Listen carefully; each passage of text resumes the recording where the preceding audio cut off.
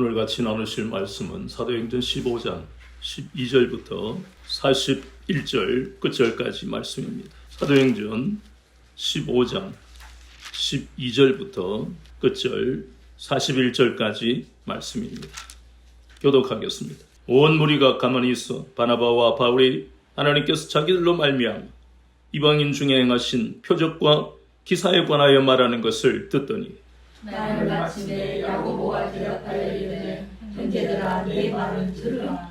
하나님이 처음으로 이방인 중에서 자기 이름을 위할 백성을 취하시려고 그들을 돌보신 것을 시므온이 말하였으니 선지자들의 말씀이 이와 일치하다 기록된 바. 그 후에 내가 돌아와서 다윗의 무너진 장막을 다시 지으며 또 그 허물어진 것을 다시 지어 일으키리니 이는 나는 사람들과 내 이름으로 일컬음을 받는 모든 이방인들로 주를 찾게 하려 함이라 하셨으니 즉 예로부터 이것을 알게 하시는 주의 말씀이라 함과 같으니라. 그러므로 너희에게는 이방인에서 하나님께로 돌아온 자들을 괴롭게 하지 말고 다만 우상의 더러운 것과 음행과 목매어 죽인 것과 피를 멀리하고 편지하는 것이 옳으니 이는 예로부터 각 성에서 모세를 전하는 자가 있어 안식일마다 회당에서 그것을 읽으리라 하더라. 이에 사도와 장로와 온 교회가 그 중에서 사람들을 택하여 바울과 바나바와 함께 안디옥으로 보내기를 결정하니 곧 형제 중에 인도자인 바사바라 하는 유다와 실라더라.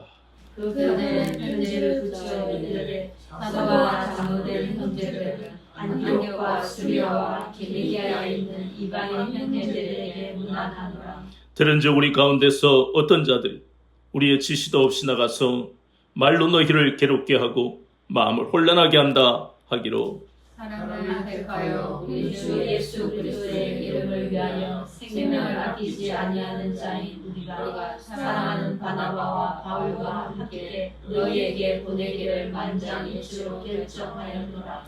그리하여 유다와 실라를 보내니 그들도 이 일을 말로 전하니라. 성령과 우리는 이 용이한 것들 외에는 아무 짐도 너희에게 지우지 아니하는 것이 옳은 줄 아노니 우상의 제물과 피와 목매어 죽인 것과 음행을 멀리할지니라. 이에 스스로 상가면 잘 되리라. 평안함을 원하노라 하였더라. 그들이 작별하고 안디옥에 이르러 우리를 모은 후에 편지를 전하니 읽고 그 위로한 말을 기뻐하더라. 유다와 실라와 선지자라 여호와로 형제를 권면하여 결례하고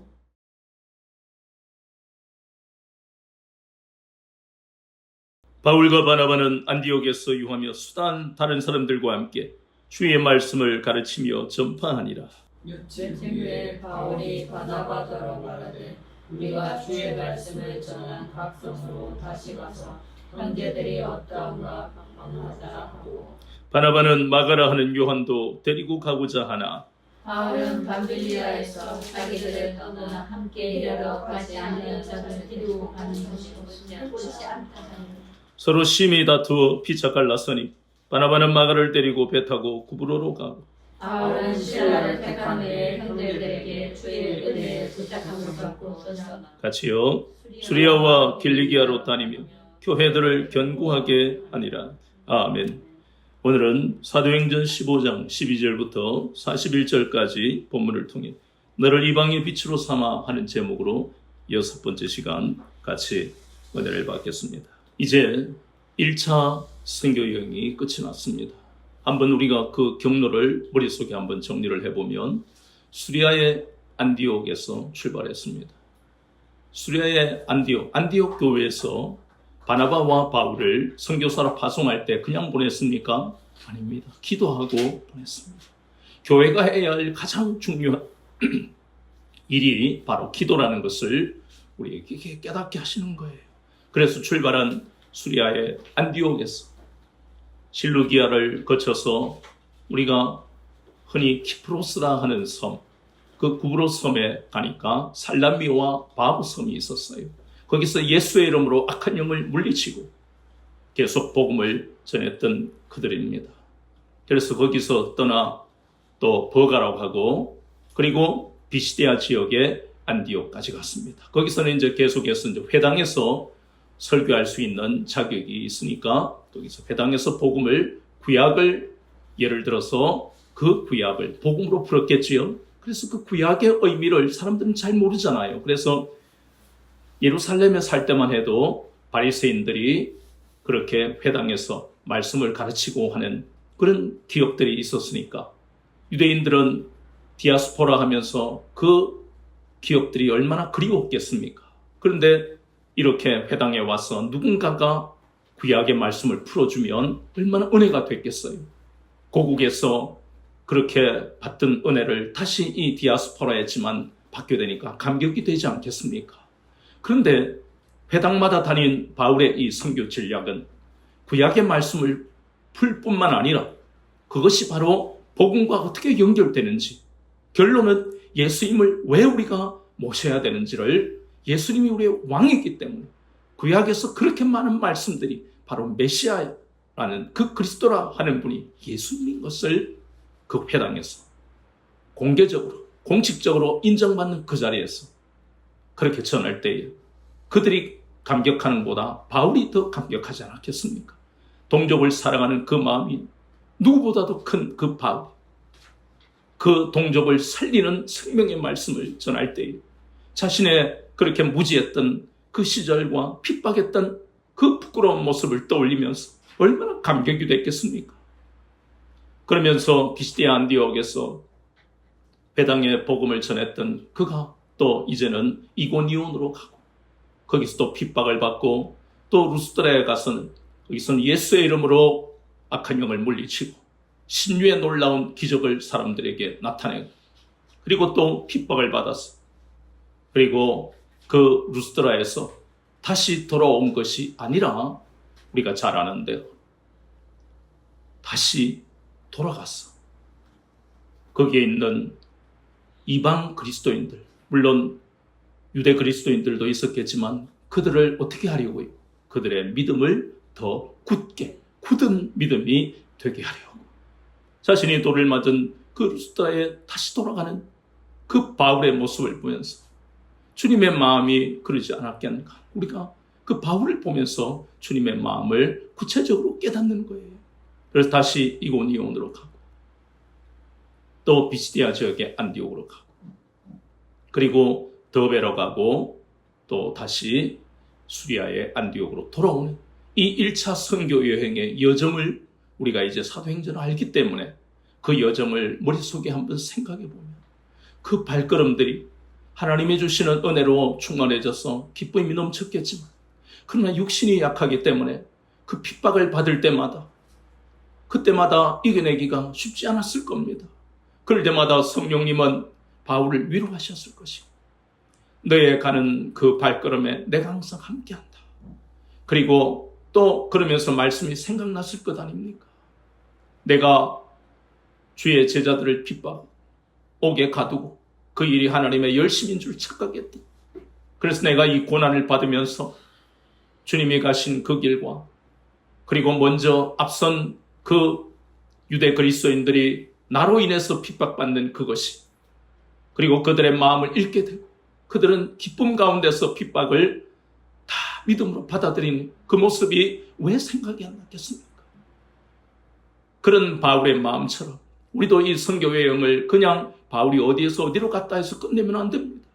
그 발자국 속에서 수많은 믿음의 선배들이 어떤 믿음의 길을 걸어갔는가 그것을 깊이 생각해야 되는 것입니다. 시대가 아무리 달라도 핍박과 이 환난이라는 것은 똑같이 그리스도인에게 오는 것입니다. 그 발자국 속에서 성령님이 정확하게 영생의 길로 생명의 길로 인도하고 계신 기록이 바로 이 1차, 2차, 3차의 선교 여행이 더 나아가서는 사도행전의 말씀이라는 겁니다. 지난 시간에 우리가 보았던 것은 어떤 사람들이 안디옥 교회를 뒤흔드는 근간을 흔들어버리는 그러한 말을 하더라. 그 사람들의 정체는 바로 유대 그리스도인이지만 그들의 출신은 바리새파다. 그러니 참 바리새인의 그 상징적 의미는 예수님 시대에 우리는 잘 알잖아요. 회칠한 무덤이잖아요. 그런데 그들이 예수님을 믿게 된 것 자체가 기적인데 얼마나 감사한 일입니까? 그런데 이들이 하는 게 안타깝게도 그들의 마음속에 아직 버리지 못한 선민의식이라는 우월감, 그리고 그들이 가지고 있는 그 잘못된 가치관과 사고방식, 절기를 지켜야 하고 유월절이 얼마나 중요한데 유월절을 지키지 않으면 안 돼 라는 이러한 사고방식과 가치관 그대로 남았어. 너희들 할례를 행해야 돼. 바울은 너희들에게 예수 믿으면 구원받는다 했지만 아니야, 부족해. 할례를 받아야만 구원받는 거야. 이러니까 그냥 유대인이 아니고요, 그 유대인 중에 바리새인이 그렇게 말하니까 거기다가 구약 성경에는 다 기록이 되어 있습니다. 참 이 부분을 우리가 그런 입장이 되었어도 받아들이기가 얼마나 힘들었을까. 날마다 고민이 되고 시험이 되는 거예요. 안디옥 교회에서 나가는 사람도 있었을 것 아닙니까? 그러한 것들을 보면서 이 큰 죄를 저지르고 있는 이 어떤 사람들, 다시 한번 성경에서는 이 사람들을 율법주의자다, 갈라디아서 1장에서는 율법주의는 이단이라고 했습니다. 안타까운 것은 어렵게 바리새파 출신이 예수님을 믿어놓고 율법주의라는 이단으로 빠지는, 그러니 한번 구원이 영원 구원이 아니지요. 그들이 처음에는 예수님을 영접했는데 그들은 잘못된 이단에 빠지니까 그들은 구원받지 못한 거예요. 구원받지 못한 사람의 특징은 다른 사람도 같이 넘어뜨리는 것이 그들입니다. 구원받은 사람들의 특징은 한 사람이라도 더 영생을 받기로 작정된 사람들을 주께로 인도하는 것이고, 완전히 삶이 다릅니다. 교회를 다녀도 어떤 사람은 이러한 율법주의 같은 삶을 사니까 다른 사람을 시험 들게 만들고 같이 나락으로 떨어지는 것이고, 어떤 사람은 환경이 어떠하든지 간에 그를 어쨌든 주님의 마음으로 주님께로 인도하는 거룩한 삶을 교회를 다닌다고 다 같은 것이 아니라는 거예요. 여기에 우리는 정확하게 유대 그리스도인이든 이방 그리스도인, 어디 출신이든 관계없이 그리스도인이라고 이름하는 그 사람이라고 다 구원받은 것이 아니었다는 것을 우리는 여기서 심각하게 받아들여야 되는 것입니다. 그렇다면 이 할례가 도대체 어떤 것이길래 오늘날 이것은 우리하고 아무 관계가 없지 않느냐? 그러나 오늘날 이것은 굉장히 우리와 밀접한 연관이 있습니다. 구약에서는 할례지만 신약에서는 할례와 똑같은 의미가 바로 세례입니다. 그럼 할례는 8일 만에 받으면 이 거룩한 이스라엘 공동체에 속한 것으로 하나님의 자녀로 인정을 하는 그런 하나님의 징표였습니다. 그러면 그것과 마찬가지로 신약에서는 세례를 줍니다. 이 할례나 세례의 공통점은 뭐냐, 왜 이것이 같으냐 하면, 우리가 예수님을 믿고 혹은 구약에서 하나님을 믿고 하나님의 자녀가 되면 그것을 우리는 거듭남이라고 합니다. 신학 용어로는 중생이라고 합니다. 거듭남에, 이것은 내면적으로 거듭나기 때문에 누가 알 수 있겠습니까? 그래서 이 거듭남의 내면적인 변화가 외부적으로, 외면적으로 나타나는 것이 바로 할례고, 그리고 세례라는 겁니다. 할례를 받았다는 것은 하나님의 자녀라는 외형적인 상징적 의미가 할례입니다. 세례도 마찬가지예요. 예수님을 믿고 난 다음에 구원받았다는 표식이 세례다. 왜요? 세례라는 건 로마서 5장 6장에 보면 이것이 바로 예수 그리스도의 죽으심과 부활하심에 연합한 자가 되는 것이니까. 물속에 들어가면 옛사람이 장사되는 거예요. 죽는 겁니다. 물 밖으로 나오면 그 사람은 거듭난 것입니다. 그것을 상징하는 겁니다. 세례를 안 받았다고 그럼 구원 못 받았습니까? 그것은 아닙니다. 어떤 사람은 세례를 받아야 구원받는다. 아닙니다. 아까 이야기했지만 외형적인 상징적 표시에 불과합니다. 고린도전서 10장 2절에 보면 이스라엘 백성들이 출애굽할 때 바다를 건넜다, 바다에서 세례를 받았다, 그런 표현이 나오는 의미가 바로 이스라엘 백성들이 구약에서 할례 받은 의미가 바로 그런 상징적 의미를 가집니다. 홍해를 건넜다 하는 것이 바로 할례의 의미를 가지는 신약의 세례입니다. 홍해를 건넜다는 것. 그러니까 홍해를 건너기 전에는 그들은 어떤 사고방식, 애국적인 사고방식으로 살았던 겁니다. 그건 죄된 생활이잖아요. 그 죄된 생활을 애국에서 끝내고 홍해 바다, 그 물이지요. 물을 건너면서, 바다를 건너면서 이제 외형적인 세례를 통해서 그들은 거듭났다. 그 의미가 바로 홍해를 건넜다는 의미라고 고린도전서 10장 2절은 말씀하고 있습니다. 그러나 안타까운 것은 우리가 구약의 역사를 알다시피 그들은 홍해를 건너면서 거듭난 삶을 살아야 하는데 그렇지 못했지요. 그래서 그렇게 거듭난 그러한 상징적 의미를 가지지만 그들은 하나님의 안식에 들어가지 못했습니다. 그래서 이 할례 혹은 이 세례, 그래서 이 본문에서 할례가 구원과 관계가 있느냐? 전혀 관계가 없습니다. 그래서 여기에서 성령님은 야고보 사도를 통해 예루살렘 총회에서 결론을 내리게 하셨습니다. 그 전에 물론 베드로가 이야기를 하지요. 나도 유대 출신의 유대인의 사도다. 나도 누구보다도 율법을 잘한다. 그러나 내가 고넬료의 집에서 요바에 있는 비장 시몬의 집에서 이런 여러 가지 하나님이 일하시는, 하나님이 역사하시는 체험을 내가 했다. 그래서 내 생각이 바뀐 것이다. 하나님은 이방에도 구원의 역사를 나타내고 계시더라. 그것을 베드로가 간증했고 거기에 이어서 안디옥 교회에서 파송된 여기 나오는 바나바와 바울도 가는 곳마다 이방의 복음이 전해지고 하나님이 역사하시는 놀라운 간증을 나타내니까 드디어 예루살렘 총회 야고보 사도가 성령님을 통해 결론을 내리게 하시잖아요. 그 결론이 오늘 본문에 보이는 19절, 20절이 바로 결론입니다. 더 이상 이방인의 복음을 전하는 것, 그리고 그들이 구원받는 것을 왈가왈부할 수 없도록 이렇게 결정을 내려버리는 겁니다. 첫 번째 결론이 바로 무엇입니까? 그 말씀해 보니까 이방 중에서 하나님께로 돌아오는 자들을 어떻게 하지 말고 괴롭게 하지 말고. 괴롭게 하는 문제가 뭐였습니까? 할례였잖아요. 할례.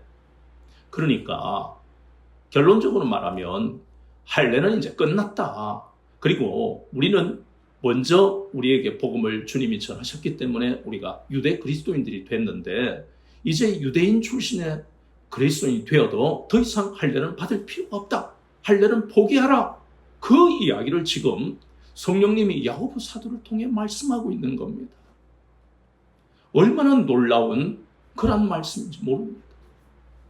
그러면 결국 할례가 지금까지 이방 땅에 복음이 전해지면서 특히 안디옥 교회에 있는 이방 그리스도인들에게 뭐가 됐다는 겁니까? 멍해가 됐다는 겁니다. 할례의 멍해. 그러니 우리가 앞에서 보았던 것처럼 늘 생각해야 될 게 유대인들은 어떤 멍해를 지고 예수님을 만나기 전에 어떤 멍해를 지고 살았습니까? 율법의 멍해. 이방인은 어떤 멍해를 지고 살았습니까? 죄의 멍해. 이 두 멍해들이 유대인이든 이방인이든 모두가 예수님을 믿으면서 이 멍해가 다 끊어졌다는 겁니다. 흉악의 결박과 멍해의 줄이 끊어진 것이에요. 얼마나 놀라운 말씀이 그 구약의 율법 하나님의 말씀에서는 감추어져 있던 것이 복음에 이렇게 복음으로 풀어지는 놀라운 역사가 이 예루살렘의 사도들과 그리고 바울과 바나바라 사도들을 통해서 이 사람들에게 그리고 이방인들에게 그리고 오늘날 우리 저와 여러분에게 전해지고 깨닫게 되어지는 놀라운 역사. 다시는 우리는 죄의 멍에에 매이는 인생이 아니 진리 안에서 자유한 자유자가 되었다는 것입니다. 이것은 이방인들 우리를 향하신 하나님의 너무너무 복된 말씀 아닙니까? 두 번째 나오는 그 결정은 바로 우상의 제물, 피 그리고 음행을 하지 말고 목매어 죽인 것을 먹지 말고 하는 이 네 가지는요. 이것은 유대인들에게는 당연히 안 하잖아요. 오랫동안 율법을 통해 구약을 통해 배웠으니까. 그런데 이방인에게 필요한 것은 이제 여러분들이 새 사람이 되었으니까 그리스도인으로서 새 삶에 맞는 새로운 가치관이 필요합니다. 이 네 가지는 바로 옛 생활의, 옛 습관의, 옛 사람의 대표적인 것입니다. 그 의미예요. 우리가 한번 생각해 보세요. 많은 사람들이 예수님 믿기 전에는 이 우상의 제물 혹은 우상을 섬기는 것. 특히 우리나라 사람들은 집집마다 뭐가 있습니까? 부적 딱 붙여놓고 있잖아요. 저도 오래전에 과외할 때 집에 들어가 보면요. 부적이 없는 집이 없습니다. 아이 방에 특히 붙여놓고요. 저보고 뭐라는 줄 아십니까? 선생님, 이 부적이요, 누른 거예요. 황금이. 제가요, 이걸 수백만 원을 주고 탁 고3을 가르치는데 그러는 거예요. 얼마나 대단한 것처럼 이야기하고. 저는 가슴이 무너지는 거예요. 참 불쌍한 영혼이다. 저 황금 부적을 붙여놓는다고 대학에는 합격할 줄 몰라도 이 아이의 인생이 마귀에서 자유롭겠느냐. 그 죄의 멍에에서 자유로울 수가 없는 거예요. 안타까운 거예요. 그리고 어떤 사람들은 부엌에도 붙이고 안방에도 붙이고 그냥 집 입구에도 붙이고 희한하게 갈겨놓은 또 무슨 뭐 개가 오줌을 싸는 것 같은 그런 글씨인데도 막 그냥 그게 수백만 원 하는 부적이라고 붙여놓은. 우리가 예수님을 믿으면 그것부터 떼잖아요. 목사님들이 가정마다 다니며 신방하시고 예배드리면서 누구누구 성도님 이제 부적을 떼세요. 그러면 그 부적을 뗄 때에 그 성도는 마음이 복잡하겠지요. 이 부적이 우리 집을, 우리 자녀를 지키는 것 같았는데 뗄라니까 복잡한 거예요. 비싸게 돈 주고 샀는데. 이것 떼면 진짜 아무 일도 안 일어나야 될 텐데. 마귀의 권세가 이렇게 강합니다. 부적만 그런 게 아니에요. 달마 그림을 그려놓고, 달마, 거기다가 한자로 불자, 멋진 말. 이게 유명한 그 승려의 그 어쩌고 저쩌고 그런 거 다 떼서 불태워버립니다. 가장 먼저 예배를 드리고 난 다음에 하는 행위가 그것입니다. 왜냐하면 오늘 여기 보세요. 잘못된 가치관과 사고방식으로 살았던 사람들의 흔적인 거예요. 그걸 끊어버리기가 쉽지 않습니다. 어떤 사람들은 저 경북 안동에 사는데 거긴 전통적으로 샤머니즘과 유교 사상이 강하잖아요. 조상이 없는 자식이 어디 있어? 하고 막 뭐 어쩌고 저쩌고 태우고 버리고 하면 난리가 나는 거예요. 너는 누구누구 가문에서 땡이야! 하고 이런 과정을 거치는 경우가 얼마나 많습니까? 이것은 지금 여기에서 보이는 이러한 이방 땅에서의 사건만이 아니에요. 그래서 이러한 모든 것들을 버리는 그 이유는 새로운 피조물로서 그리스도인으로서의 새로운 삶을 살게 된 정체성에 대한 분명한 결단이 이러한 모든 잘못된 것을 끊어야 되는 것을 여기에서 야고보 사도를 통해 성령님이 말씀하고 있는 것입니다. 그렇다면 우리는 예루살렘 총회에서 결정된 이 두 가지가 과연 우리에게 어떤 의미인가? 우리가 지금 설교하고 있는 것은 바로 너를 이방의 빛으로 삼아 하는 제목입니다. 그러니까 결국 예루살렘 총회에서 결정된 이 두 가지가 이방의 빛으로 사용되기 위해서 우리에게 필요한 것이 무엇인가 하는 것을 알게 하시는 거예요. 그렇다면 우리에게 어떤 의미인가, 그리고 이방의 빛으로 살기 위해서는 어떠해야 하는가 하는 의미. 그것은 첫 번째, 여기에서 보니까 사도 바나바와 사도 바울, 그들의 선교 사역을 자신의 임의로 결정하지 아니하고 누구의 인도하심을? 성령님의 인도하심을 받아서 하더라. 그리고 안디옥 같은 신앙 공동체도, 예루살렘 교회도 마찬가지로 이 신앙 공동체에서는 항상 그들이 성령님보다 앞서지 않더라는 겁니다. 야고보 사도를 통해서. 그리고 베드로가 그가 사도행전 9장과 10장에 있었던 그 일을 예루살렘에 와서 보고할 때도 예루살렘 교회에 있는 유대 그리스도인들이 어떻게 했습니까? 막 떠들고 그냥 대들고 반대한 것이 아니고 어떻게 했다고요? 잠잠했다는 겁니다. 공동체는, 그리고 우리도 마찬가지입니다. 우리의 개인의 삶과 신앙도 반드시 우리가 알아야 될 것은 성령님의 인도보다 앞서는 안 되는 것이다. 성령님의 인도를 받는 삶이 되어야 한다 하는 것을 말씀하는 거예요. 그 좋은 사건이 바로 우리가 읽었던 39절에 서로 심히 다투어. 참 다른 사람도 아니고요. 바울과 바나바는 어떤 사람입니까? 25절, 26절에 보면 사람을 택하여 우리 주 예수 그리스도의 이름을 위하여 생명을 아끼지 아니하는 이 바울과 바나바는 주 예수 그리스도를 위해서 생명을 아끼지 않던 사람이라고 성경은 말씀합니다. 하나님이 그렇게 인정하셨다는 겁니다. 그런 사람이 39절에 가니까 참 받아들이기가 굉장히 난처하죠. 마치 우리가 어떤 죄를 짓다가 하나님 앞에 들킨 기분이 들고 막 그런 거예요.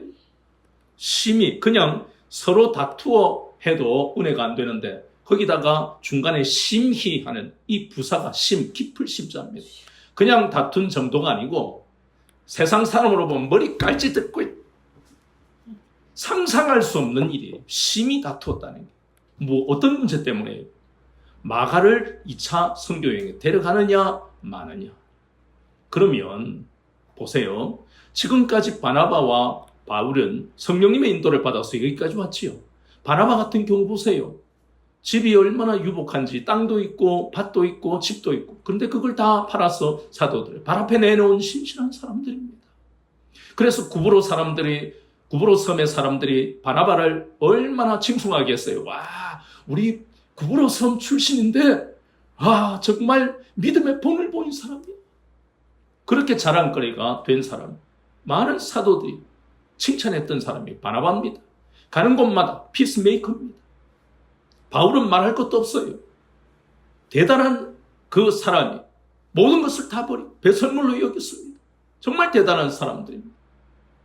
이 두 사람의 공통점은 주 예수 그리스도를 위해서 목숨을 아끼지 않는 사람들이에요. 그런데 그 사람과 39절은 참 안 어울리는 것 같잖아요. 이것은 무엇을 말합니까? 성령님의 인도를 날마다 우리가 받기가 쉽지 않다는 거예요. 갈라디아서 5장의 말씀으로 이 대목을 해석하면 이 바나바와 바울은 사도지만 이들의 지금 이 상황은 성령님의 인도를 받는 것입니까? 아닙니다. 육체의 소욕을 따라서 싸우는 겁니다. 그래서 구약과 신약에 나오는 인물은 절대로 우리에게 영원히 본이 되지 않고 어느 한 부분을 꼭 집어서 그 부분만 우리가 도전받아야지 어느 한 사람의 이름을 놓고 그 사람을 날마다 추앙하고 추종해서는 절대로 안 됩니다. 이 바나바와 바울을 보면서 이 사람들도 과연 우리와 똑같은 실수와 죄를 짓는 사람이구나. 왜 그렇습니까? 육체의 소욕을 따라가면 이런 모습이 됩니다. 사도라 할지라도. 그렇다고 이것을 가지고 우리가 합리화해서는 안 됩니다. 중요한 것은 성령님의 인도를 정확하게 받지 않으면 비록 사도라 할지라도 심하게 다툼이 일어날 수 있다는 겁니다. 갈라서 버립니다. 이 성령님이 갈라서게 하신 게 아니지요? 그게 아닙니다. 그래서 하나님의 음성을 듣고 대단한 일을 하고 대형 교회를 하고 몇 대째 신앙 생활을 하고 그 사람들을 절대로 추종해서는 안 될 이유를 여기서 분명하게 알게 하십니다. 우리는 절대적으로 주님이 왕이신 거지 사람이 왕이 되어서는 그 사람도 망하고 우리도 망합니다. 그래서 우리는 이 대목을 깊이 생각해야 한다는 것입니다. 두 번째, 이방의 빛으로 주님 앞에 사용되기 위해서는 그리고 예루살렘 총회의 결정이 가지는 의미가 우리에게 어떤 의미인가? 두 번째 의미는 우상의 제물 그리고 핏째 먹지 말고 음행을 저지르지 말고 그리고 또 마지막으로 목매어 죽인 것을 피하라.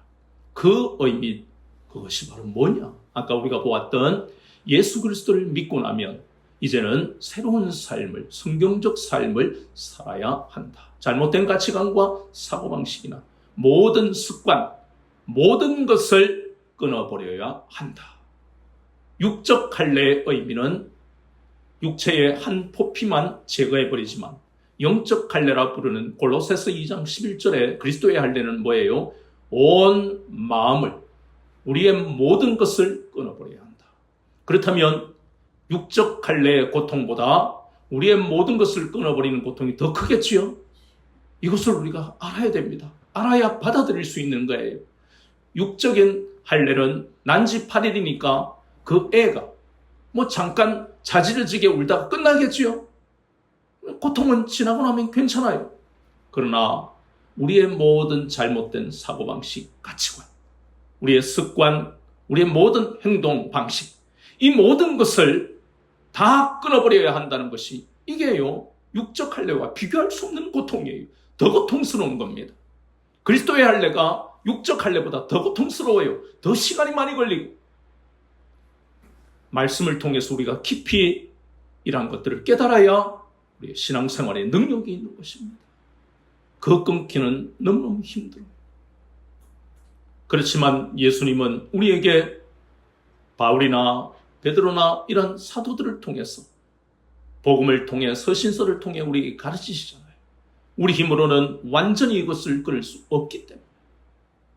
대표적인 에베소서 4장 22절부터 24절에 보면 새 사람을 입으라 말씀하시는데, 새 사람을 입을 수 있는 모든 잘못된 것을 끊어서 새롭게 살아가는 사람을 성경은 새 사람이라는데, 그 방법, 첫 번째는 옛 사람을 벗어버리라 그러잖아요.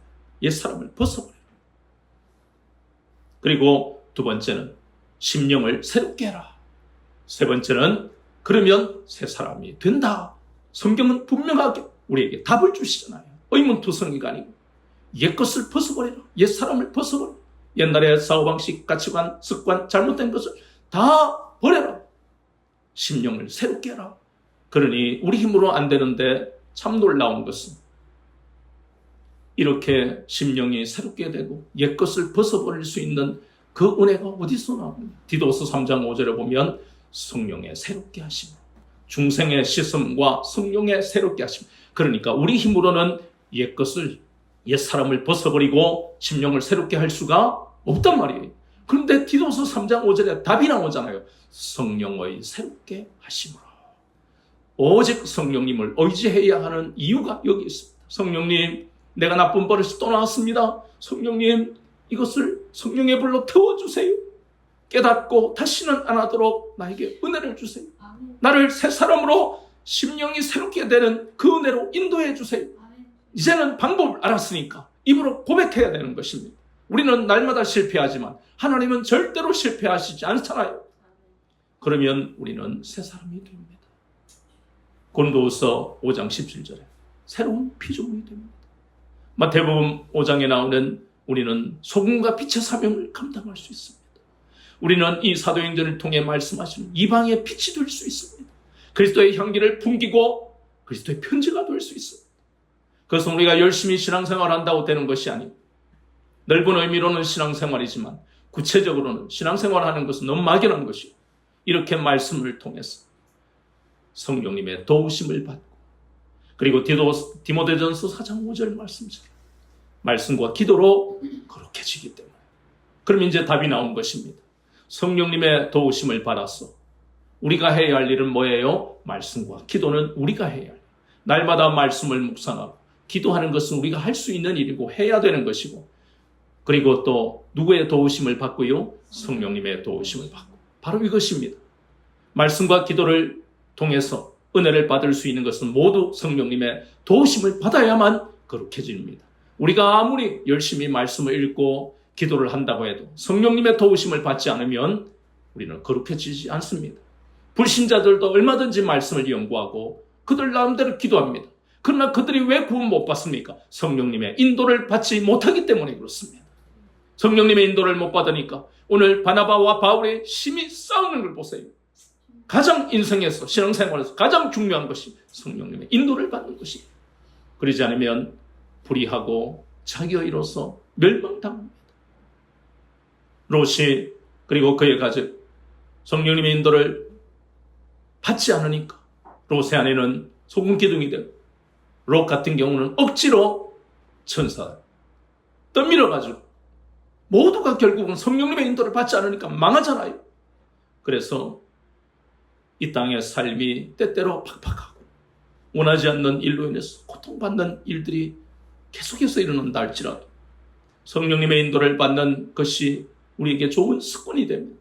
성령님은 날마다 우리에게 오셔서 위로하시고 도무지 기도할 수 없는 상황이 될 때 성령님은 말할 수 없는 탄식으로 우리를 대신해서 기도해 주시기까지 하는 이런 분이 어디 계십니까? 그 하나님이 우리의 삶을 인도하시겠다고 약속하시잖아요. 그러한 놀라운 축복을 받은 것을, 그 영광을 누리게 된 것을 늘 기억하시고 현실보다 더 크고 위대하시고 광대하신 하나님의 은혜를, 그 사랑을 늘 기억하며 사는 여러분 되시기를 주 예수 그리스도 이름으로 축원합니다. 아멘.